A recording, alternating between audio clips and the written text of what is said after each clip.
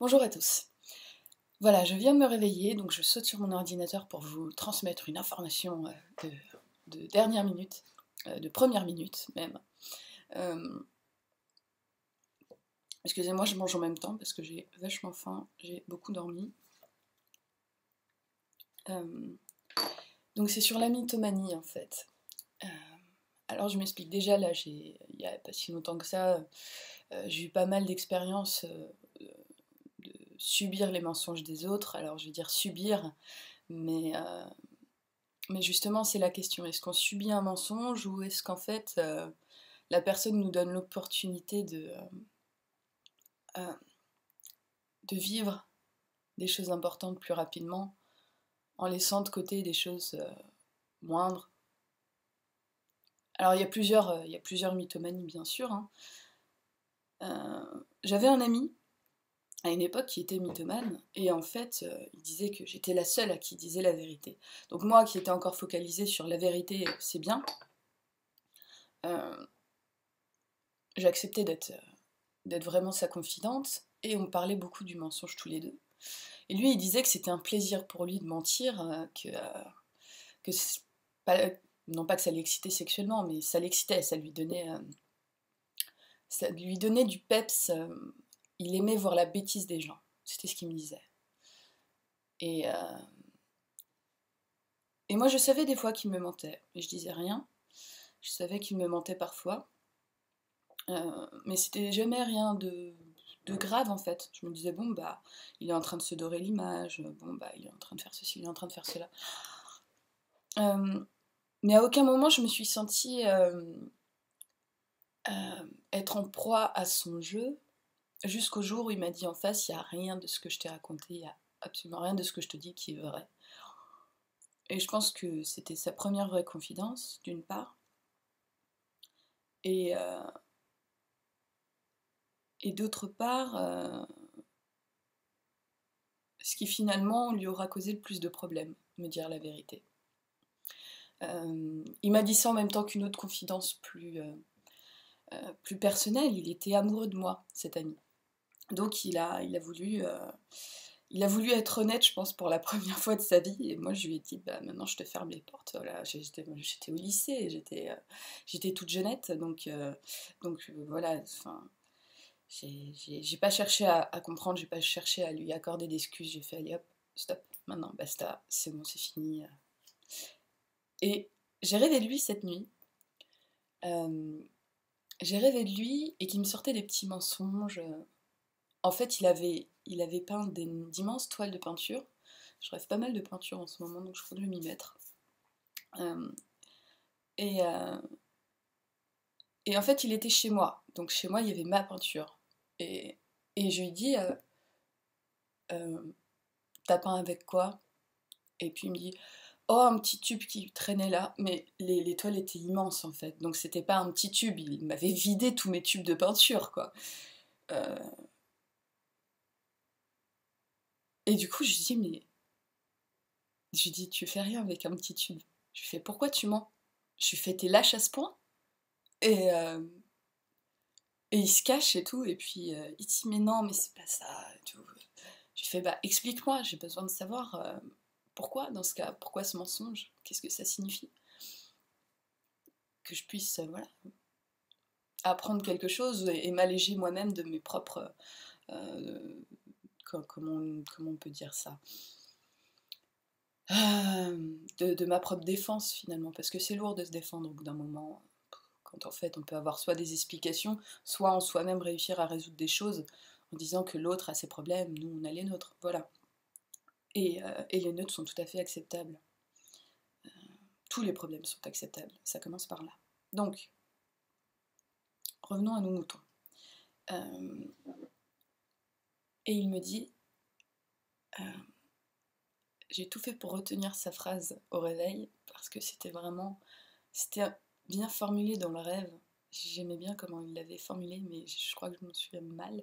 Mais il avait dit euh, mentir sur de mentir sur de petites choses, euh, ou un petit mensonge Non, là, je suis en train de mélanger des différentes formules d'expression française, je crois.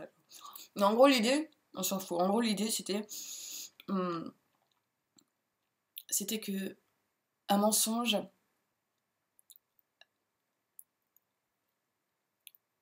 sur quelque chose qui n'avait pas d'importance valait mieux que de passer à côté de la vie. Il m'avait dit ça. D'ailleurs, je crois que c'est à peu près la bonne formule, finalement, quand on se prend pas la tête. Voilà. Et ensuite, ce qui se passait, c'était que immédiatement dans ma tête, je me suis mise à faire le dialogue post-révélation de « Ouh là là, j'ai niqué toute ta peinture ». Ça donnait quelque chose du genre « Bah j'ai utilisé ta peinture ». « Ah d'accord, mais tu m'as pas demandé ». Non, non, je l'ai fait tout seul. « D'accord, mais pourquoi tu me l'as pas demandé ?» Enfin tu sais, je t'aurais dit oui. Oui, mais non, mais... je sais pas, c'était dans l'action, j'ai voulu peindre, alors c'était là, et je me suis dit que j'allais être remboursée plus tard, et... Ouais, d'accord, bah du coup, bah, c'est con parce que je voulais peindre justement aujourd'hui, mais j'ai plus de noir, est-ce qu'on pourrait aller à la boutique et en acheter machin. En gros, ça prenait du temps, et je pense qu'il y a des gens euh, qui peut-être avancent trop vite dans le temps, qui se projettent tellement rapidement dans le futur qu'ils ne veulent pas perdre de temps, à tel point que... Alors je parle que d'une partie des mythomanes, mais finalement l'autre partie à laquelle je pense, la partie qui ment sur elle-même pour, pour son image, cette partie-là rejoint la première au bout d'un moment. Je vais voir si ce matin, en ayant pas encore bien pris le temps de me réveiller...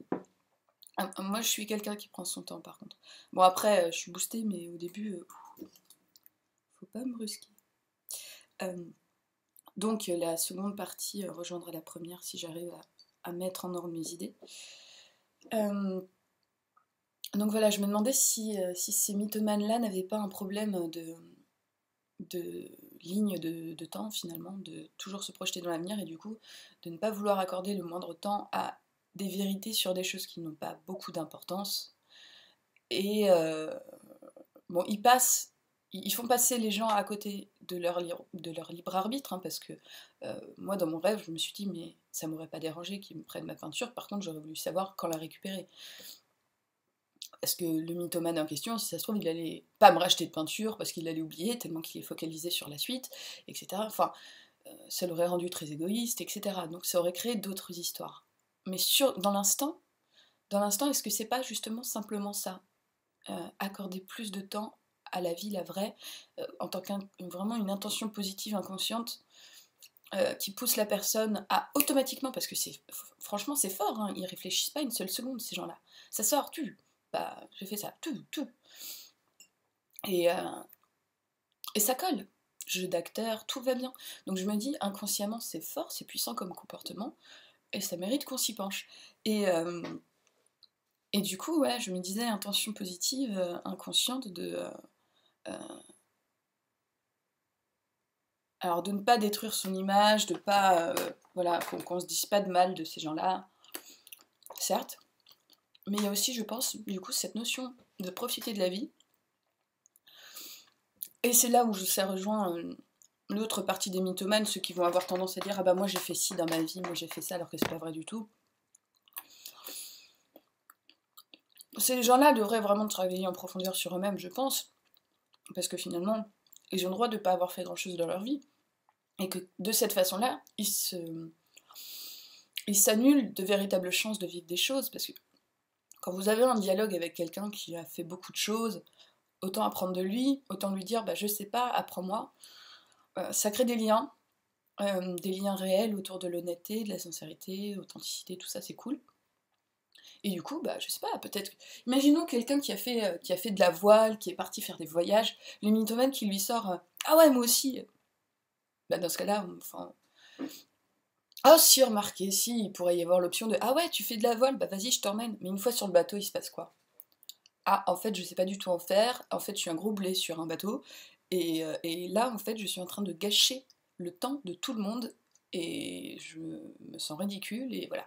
C'est tout le problème des mythomanes, c'est qu'ils se projettent dans l'avenir sur le moment, enfin c'est mon impression, vraiment dans l'instant T du mensonge, ils sont plus loin dans l'avenir, à savoir si je perds du temps, les réelles beautés de la vie me passent sous le nez, à savoir que quelqu'un qui n'a pas réglé des problèmes avec lui-même, au moment où il est authentique et qui dit bah écoute, j'en sais rien, j'ai rien fait dans ma vie, il se sent très mal, il est stressé, il va se rabaisser, enfin il y a tout un panel d'émotions qui viennent, de sentiments, de conflits intérieurs. Alors est-ce qu'à ce moment-là, il vaut pas mieux, inconsciemment, pour l'inconscient, de mentir? Je mens, je me sens bien, voilà, j'ai pas expliqué pourquoi j'ai rien fait dans ma vie, j'ai pas à me sentir moindre par rapport aux autres, etc. Donc, je passe un bon moment, puisque de toute façon je suis mythomane et j'assume, parce que je ressens que ça me fait du bien, donc tout va bien. Je dis pas qu'ils assument tous en fait. Bon là j'ai carrément généralisé. Vive le réveil. Excusez. Passons. Donc,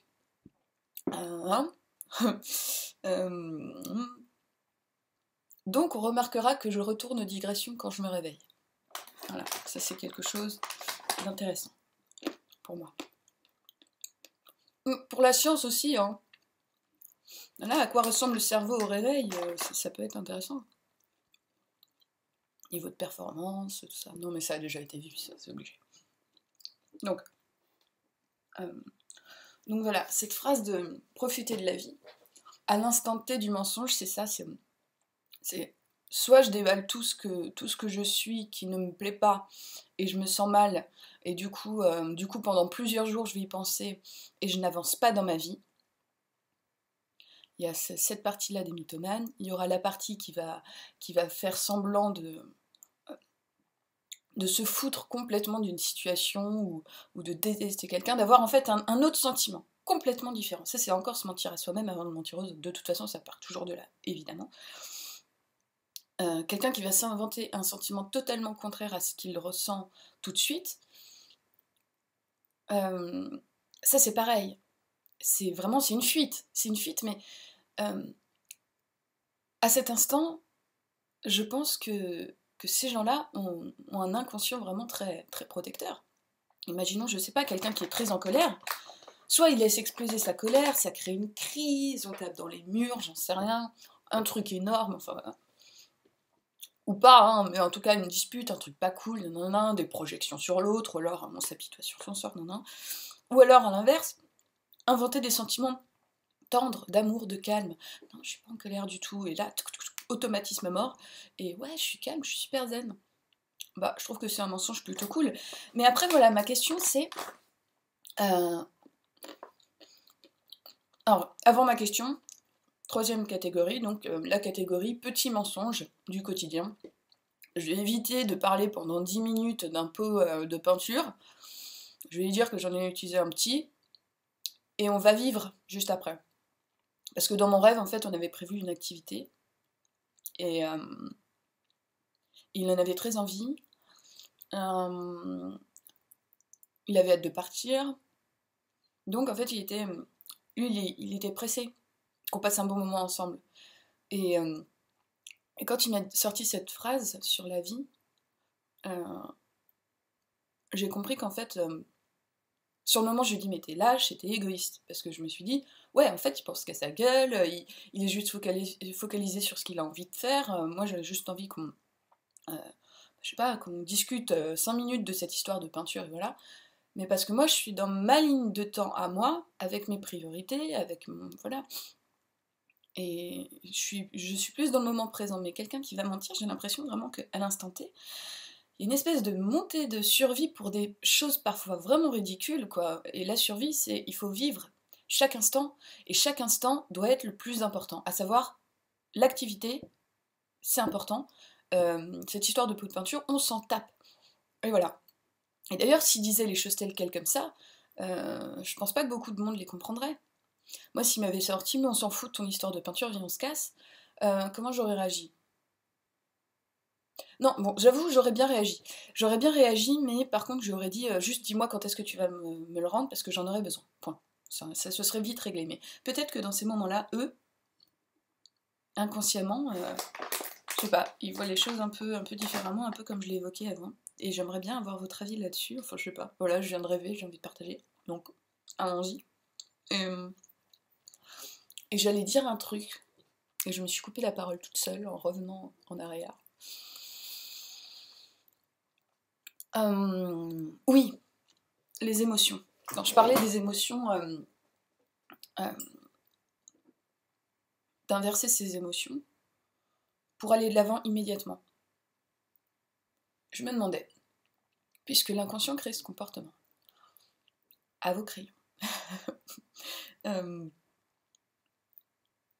est-ce que les émotions sont refoulées, les vraies émotions sont refoulées, et dans ce cas, ça apparaît sous forme de, je sais pas, de, comment on appelle ça, dermalgie, enfin, des problèmes de peau. Est-ce que ça ressort sous forme de maladie, maladie auto-immune, maladie simple, des maux de ventre ou des manifestations physiques de douleur, des choses comme ça? Est-ce que ça sort sous cette forme-là? Ou dans le métabolisme qui fonctionne moins bien, des problèmes de vue, toutes ces choses-là, hein, qu'on peut trouver dans des bouquins comme Le langage émotionnel du corps, c'est un gros bouquin, bon, un gros bouquin, non en fait il est tout petit, en fait, il est... Bref, c'est un bouquin d'ostéopathie, qui est vachement cool. Ou alors, est-ce que, donc soit c'est refoulé, soit c'est... soit en fait ça crée un effet de faux souvenir auquel le conscient va croire, d'où le fait qu'il y ait beaucoup de mythomanes qui croient à leurs mensonges, c'est peut-être pas pour rien. Je parle de faux souvenirs parce qu'hier, j'ai vu une vidéo sur la mémoire. Vous savez, TED, c'est un TED, c'est un super site avec des speakers, des conférenciers, des gens qui viennent un peu de tout horizon confondu, parler de choses et d'autres. Et c'est super intéressant, des choses qu'ils ont remarquées, des observations, des faits. Bref, super intéressant. Faut parler anglais parce que tout n'est pas sous-titré, hein, je préviens. Ouais, ça va, c'est cool. En général, ils sont assez... c'est des conférenciers, donc ils parlent bien. Il y en a qui parlent vite, et en général, ils parlent bien. Voilà. Pour ceux qui ne parlent pas totalement anglais. Bref. Et donc, il y avait cette conférence autour de la mémoire. Cette femme qui travaillait pour la police scientifique, un truc comme... Non, je sais plus, bref. En tout cas, pour les prisonniers. Et a travaillé autour du cas d'un innocent qui était mort en fait d'une crise cardiaque parce qu'il avait tout perdu dans sa vie en très peu de temps, du fait qu'il était accusé à tort, tout simplement parce que la victime du viol dont il était question était elle-même victime d'un faux souvenir, à savoir qu'elle était persuadée que ce type-là l'avait violée alors que c'en était un autre. Donc, mensonge inconscient, et là, j'y ai pensé tout à l'heure dans mon lit, ça rejoint totalement cette espèce de théorie qui dirait que c'est pas seulement une question d'image, le mensonge. Le mensonge, ça peut être aussi la mémoire qui décide de mentir en créant un faux souvenir immédiat qui permet, de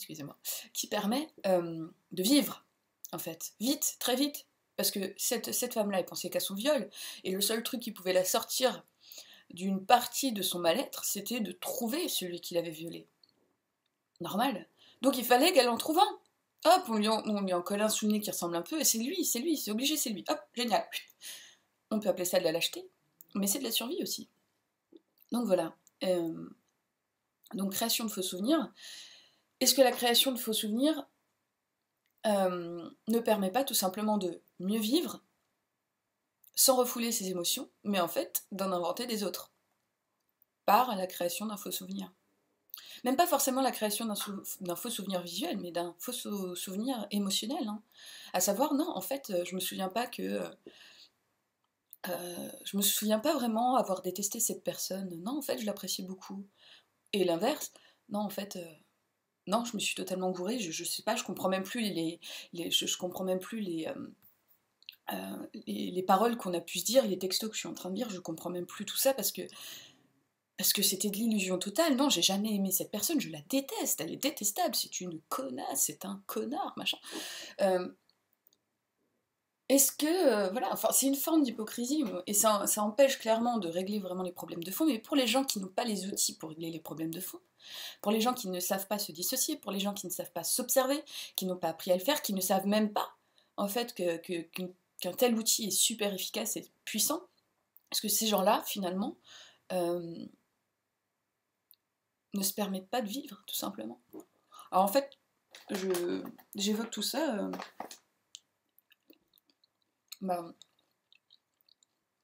parce que du coup, pour les gens qui sont victimes des mensonges des autres ou de l'hypocrisie des autres, c'est encore une fois un, un moyen supplémentaire de dédramatiser une situation, de ne pas prendre les choses à cœur. Euh, donc bon, déjà avant ce rêve, je me disais, non mais les gens qui mentent, voilà, les gens qui mentent, ils se mentent d'abord à eux-mêmes, euh, et puis, euh, et puis ça leur sert. Mais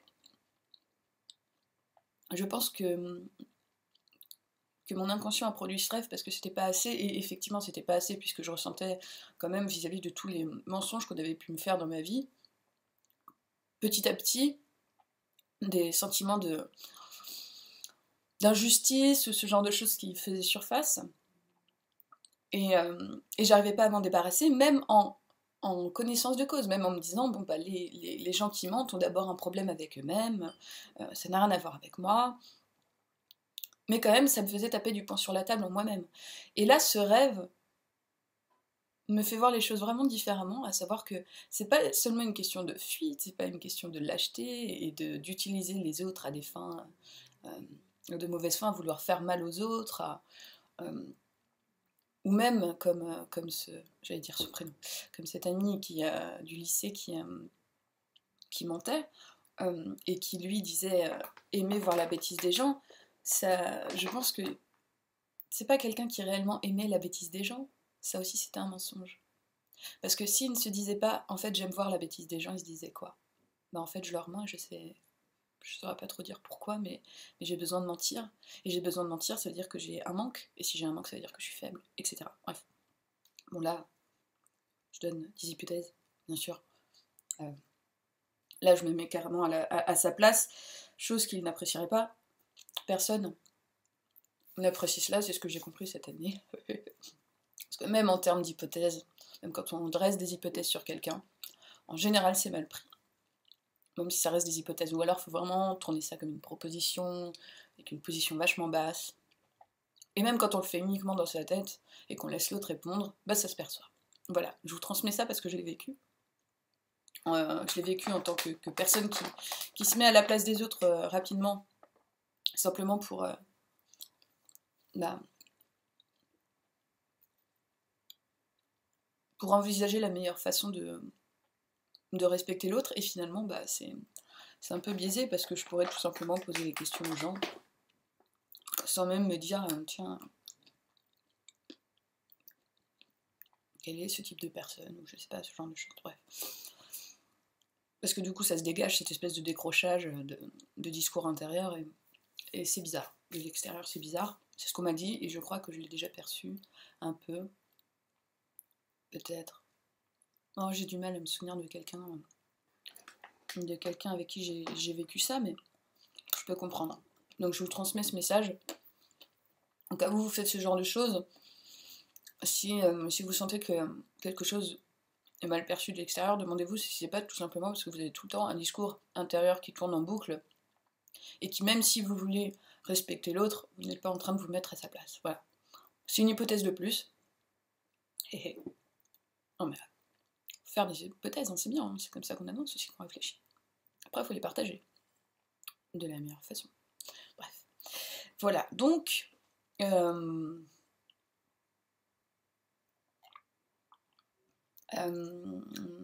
je crois que j'ai fait le tour.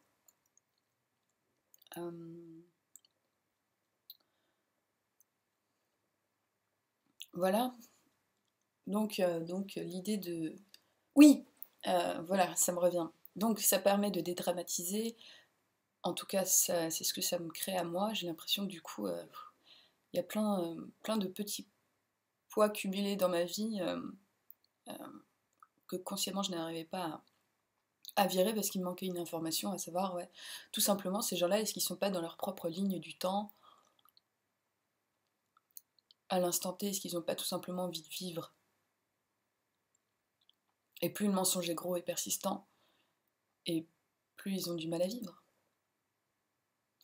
Et c'est là qu'en fait, je me réemprisonne dans une question qui me poursuit, à savoir, ah, j'ai envie de sauver les gens qui se mentent à eux-mêmes, parce que j'ai pu trouver tellement de solutions par, euh, par le biais de personnes que j'ai rencontrées qui m'ont éclairé, par le biais de livres, par le biais de mes observations permanentes. Il faut bien qu'elles servent à quelque chose. Bref, tout ça a créé un tel melting pot bienheureux et que j'ai envie de le partager. Seulement le truc, c'est que tout le monde n'a pas envie d'entendre. On peut pas avoir, j'allais dire les yeux sur chaque personne, mais c'est pas vraiment ça, parce que l'expression est mal, enfin n'est pas utilisée de la bonne façon dans la vie courante, enfin de ma manière à moi plutôt, que pas forcément la bonne façon, mais la bonne façon là tout de suite. Digression du matin. Bon, je vais vous laisser, parce que j'ai dit le plus gros, et que là je suis partie pour discutailler voilà, autour de ça. Et d'un thé au gingembre. Voilà. Et qu'on pourrait en avoir pour des heures. Enfin, je dis on. C'est en différé, parce que vos commentaires, vous les postez après. Mais voilà. Cette notion de mensonge pour préserver la vie, je la trouve cool. D'ailleurs, dans mon rêve, et j'ai trouvé ça super joli, dans mon rêve, ce mec-là, quand il m'a dit ça permet de se focaliser sur la vie, après il allait voir ma mère, il lui faisait écouter des chansons, et en fait ma mère était ultra réceptive. D'un seul coup elle prenait conscience de ses atouts auditifs, et il avait trouvé une chanson, une espèce de truc électro super construit, et ma mère était absorbée par chaque note, elle était là comme ça, ils étaient tous les deux limite en transe, et je me suis dit ouais, ça se trouve on sera encore en train de parler de peinture, et là il est en train de faire décoller ma mère avec une chanson. Et c'était très fort. Alors après, effectivement, il y avait cette question de libre arbitre tout à l'heure que j'ai évoquée, à savoir que quand quelqu'un nous ment et qu'il est mal à l'aise, on va le sentir. J'ai déjà vécu ça, et ça je crois que c'est le pire, c'est de sentir que l'autre nous ment, mais l'autre qui effrontément persiste, en plus des jeux d'acteurs sublimes, hein, parce que inconsciemment le besoin est très fort, la protection est très forte, en défense, et que effrontément il nous mente à tel point que moi je me suis sentie malade. Je me suis dit mais peut-être qu'en fait je suis tarée, quoi. Enfin j'imagine des trucs, peut-être que depuis toujours je crois en la force de mon intuition, mais qu'en fait c'est du gros fake, c'est n'importe quoi. En fait je suis peut-être malade en présence des autres, hein. Enfin c'est parti loin, parce que cumuler des mensonges comme ça, au bout d'un moment, ça, ces gens-là ne se rendent pas compte, parce qu'à l'instant T c'est ce qui compte le plus. Mais ce serait bien que les mythomanes, une fois passé l'ouragan et une fois qu'ils ont profité de la vie, ils se rouvrent et ils reviennent sur leurs mensonges. Mais voilà, la question c'est, est-ce que ça ne devient pas progressivement un faux souvenir? À savoir, ah non, non, en fait, il s'est vraiment passé telle chose dans ma vie, ou non, en fait, il s'est rien passé dans ma vie. mensonges. Bref. Est-ce qu'ils peuvent revenir sur leurs mensonges? Ou est-ce que ça les place pas dans une nouvelle situation d'instant T, où là, ah, je vais avouer que j'ai menti, comme mon ami du lycée, qui finalement s'est ouvert à moi en me disant, écoute, je t'ai toujours menti. Ah, remarque, je l'ai pas fait perdre de temps, hein, je me suis cassée. Mais lui, je pense qu'il a dû se retrouver confronté à une certaine perte de temps avec son filtre à lui. Hein. À savoir, bah, maintenant, il est confronté à lui-même, tout seul. Et il doit faire face au fait que bah, il vient de perdre une personne qu'il aimait beaucoup. Comment gérer ça? Est-ce que par un autre mensonge? Je sais pas comment il l'a fait. Je sais juste qu'il a essayé de me contacter je sais pas combien de fois, et que j'ai jamais répondu.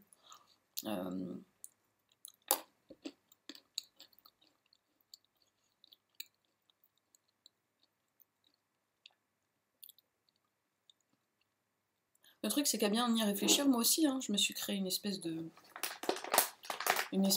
faux souvenir. Hein. À savoir que quand il me mentait, et que je le voyais, je savais qu'il mentait,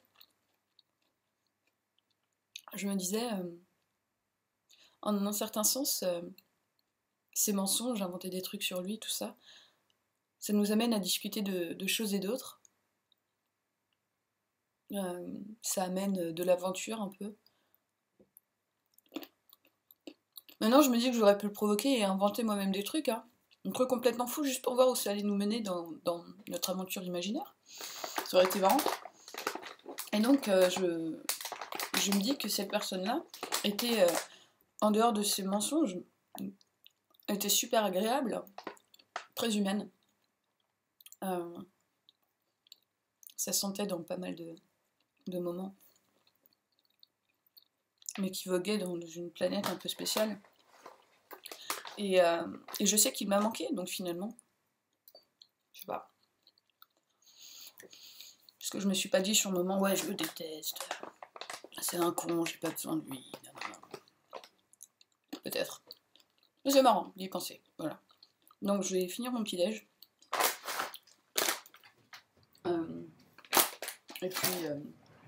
Et puis voilà. Voilà. Puis je vais peut-être peindre aussi du coup. Oh, c'est cool. Prenez le temps de vous réveiller le matin, vraiment. Après, chacun sa façon de faire, hein, mais peut-être que vos rêves vous reviennent l'après-midi par bribes, ou vous reviennent pas et vous vous en foutez. Hein. Moi, j'adore. Voilà. Donc, réagissez à ça comme vous le souhaitez. J'ai une boîte mail aussi. Voilà, si vous voulez partager des expériences un peu trop personnelles, vous voulez pas que ça s'affiche sur la toile, vous voulez pas perdre de temps avec des gens qui vont avoir des réactions contraires et que vous ne saurez pas gérer, je sais pas, que ça vous ennuierait de gérer hein, aussi. Voilà. D'ailleurs, est-ce que l'ennui, c'est pas... Non, je déconne. Enfin, si, j'ai vraiment les questions qui me viennent en tête là tout de suite, mais non, mais je vais vous la poser. Du coup, est-ce que l'ennui, c'est pas aussi une façon de ne pas savoir gérer une situation?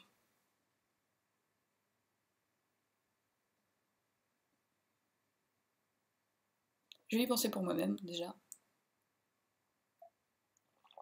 Et là, pour le coup, je vais pas faire ça devant la caméra parce que là, ça va partir en digression totale.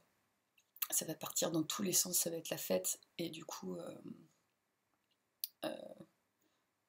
non, je vais quand même pas vous faire subir ça dès le matin. Enfin, dès le matin. Oui, il est 10h40. Hein. Ah, tranquille, je suis en repos. Bon, allez, salut. Salut, bonne journée, bonne soirée, bonne nuit, bon voyage. Si vous prenez l'avion, je sais pas. Voilà, et vos points de vue m'intéressent. Voilà, vos expériences, tout ça. Encore une fois, j'ai pas du tout, je prétends pas du tout avoir la parole divine, la science infuse et toutes ces conneries. Je pense qu'en fait, la science n'a aucune limite, et toutes les hypothèses que je viens de dresser sont valables au moins pour quelques personnes, c'est sûr. Donc voilà, mais c'est intéressant de trouver quelque chose qui généralise au maximum, parfois, parce que pour moi, en tout cas, je trouve qu'après, c'est... en fait, non, c'est vraiment très personnel. C'est juste que ça fait respirer un peu le système cérébral. Voilà. Trouver, non pas la vérité, mais une notion qui s'en rapprocherait un peu, ça permet de garder des cases allumées et de pouvoir en éteindre quelques-unes. Voilà. Bisous, bonne journée.